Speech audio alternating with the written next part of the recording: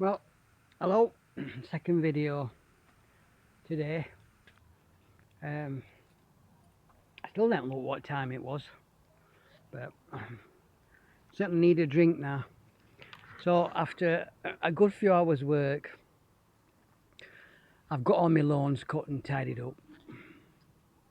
I do love my garden when it's looking so pristine like this. I love my lawn cut short like this. Just makes it look, I don't know, picturesque, if that's the right word. I think it is, yeah. Just looks so neat and nice. I like it.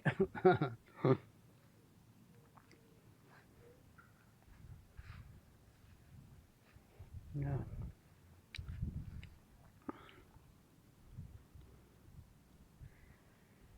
Right, so I'm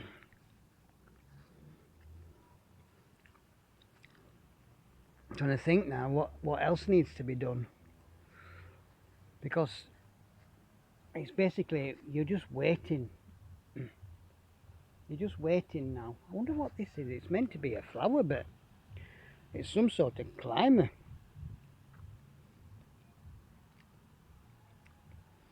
But yeah, so my onions, my leeks are in. The onions are that side. My spinach, my perpetual spinach. Now these things, my potatoes are due in the next 4 weeks maybe.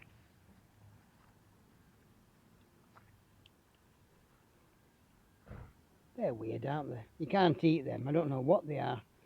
Some sort of tomato, but they're coming from the potato plants. So I don't know. But these are due to be harvested in the next few weeks. So that's nerve-wracking. wondering what we're going to get out of them. Other than that, I'm just basically waiting on beetroot. These ones have been in longest, and you know that's a nice size. That's a nice size, but I don't know, I like them a bit bigger. But they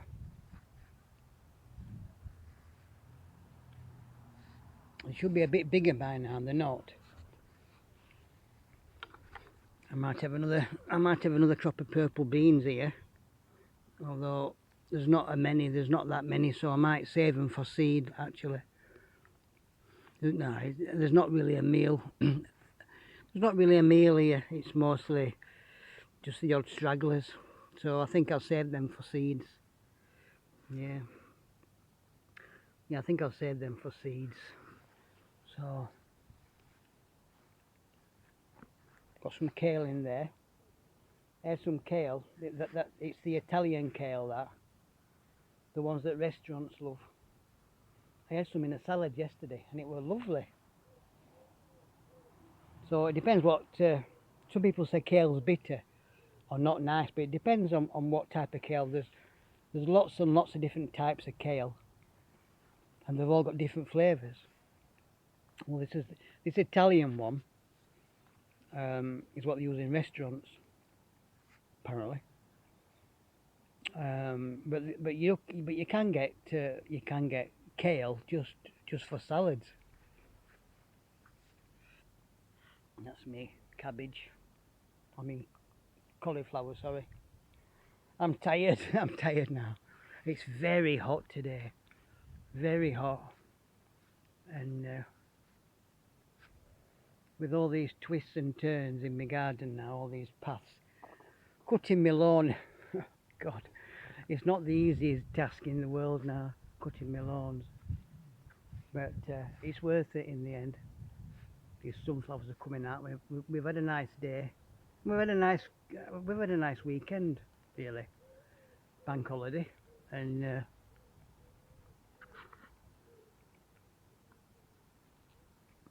that's a big one. That's a big one. We had a nice weekend, so it's bringing the sunflowers out. Well, I'm hoping to harvest them I'm going, you know, the sunflower seeds, and then you roast them in oven for half an hour, and then you've got your sunflower seeds, your toasted sunflower seeds, which are very good for you.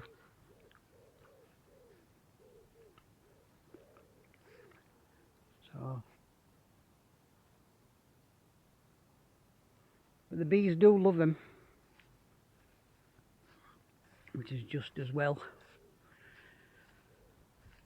But yeah, managed to get my lawns cut, which I'm extremely happy about. I do love it. I love when it's looking like this, when it's really, you know, neat and tidy and lawns are cut. It's you feel proud. You feel proud of what you've done. And bearing in mind, this is my first year. This is my first year, which in practical terms, what that means is my soil's not right. I didn't get a chance to prepare my soil. I just basically dug the top layer of grass off and just planted into the. I uncompacted the soil afterwards, and then I just basically planted.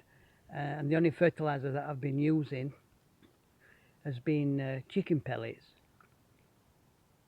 But I've got 3 compost bins going, which you've probably seen over the last videos. I've got 3 compost bins going, so eventually next year I'll have some compost to work with. I'll be able to line my beds and hopefully that will give me a better yield from things. But I ain't done too bad. I ain't done too bad at all.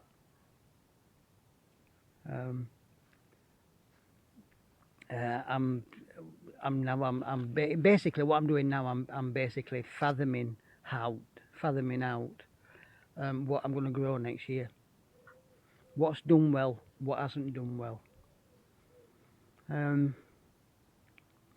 Definitely going to grow the French beans next year, and the purple French beans, because they were very popular, very sweet, very nice.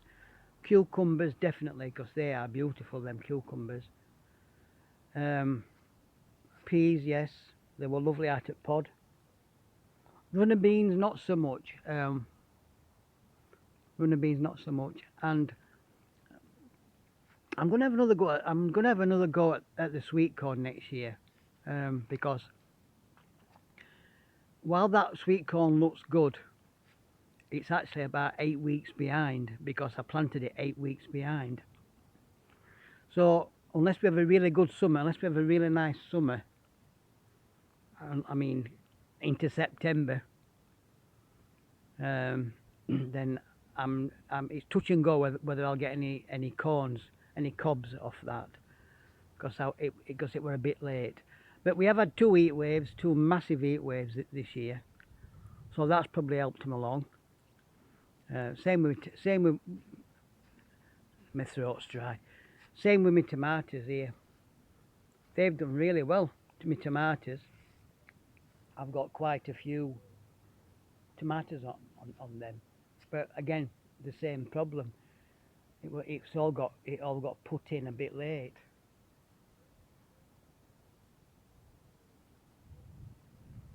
So I'm really now a hostage to the weather. if the weather turns cold, then my sweet corn might not ripen, and my tomatoes might not ripen. So basically, we've got to wait and see. But next year, I shall set my tomatoes off earlier, my sweet corn off earlier. I shall set everything off earlier. So that means, and I shall have a better harvest next year, as well as doing things like first earlies and second early potatoes, things like that. You know, things that crop early in season. You know, like the first early potatoes and the second earlies, which I didn't do this year because I didn't know enough. So I just put some ordinary potatoes in that needs about 100 days, and I put them in at the beginning of July, So 100 days I worked out at the time were about September. But they've flowered, they've done flowering. I'm just trying to wait and see if they have dieback, these potatoes. Now if they have dieback, then I'm going to let them die back, and that means they're ready. Obviously, when they've stopped greening, when your plants die at the top, then there's nothing else happening, so that's when you harvest them. But like I said before in another video, I'm not sure whether these potatoes actually have dieback, because it's a specialised potato that is drought resistant, not drought, blight resistant. Oh well, right, that's me done, because I'm off in house now to get a nice cup of coffee, because I've worked hard for the last few hours, and it's extremely hot out here today. Extremely hot, which is great stuff.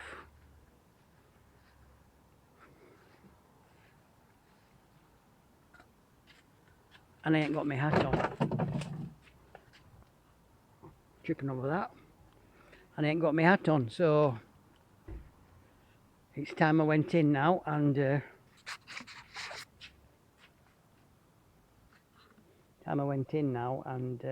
a nice pair, and got a cup of coffee. Oh, I hope these do ripen. I'm not sure. I don't know what sort of tomatoes they are. They look like cherry tomatoes, actually. So they won't grow much bigger. Gordon Bennett, and but these I'm not sure what they are. Bell tomatoes, maybe. They might be. I don't know what they are. So yeah, so I don't know how big they're going to grow. They might be massive tomatoes, and there's just no way they're going to grow fully and ripen if they are big tomatoes. You know, so yeah, like I said, this was my first year of doing this, so I've learnt a lot this year. I've learnt a lot. I've learnt things not to do and things to do and things not to do, and so I'm happy all in all. I definitely love my salads. I will grow plenty of salads. I've lived off salad for the last since June. I've eaten nothing else but salad. Since June, I've eaten nothing but salad. Whether it be iceberg, little gems, spinach, that Italian leaf stuff, I've eaten that. I just love my salad. Just love my salad.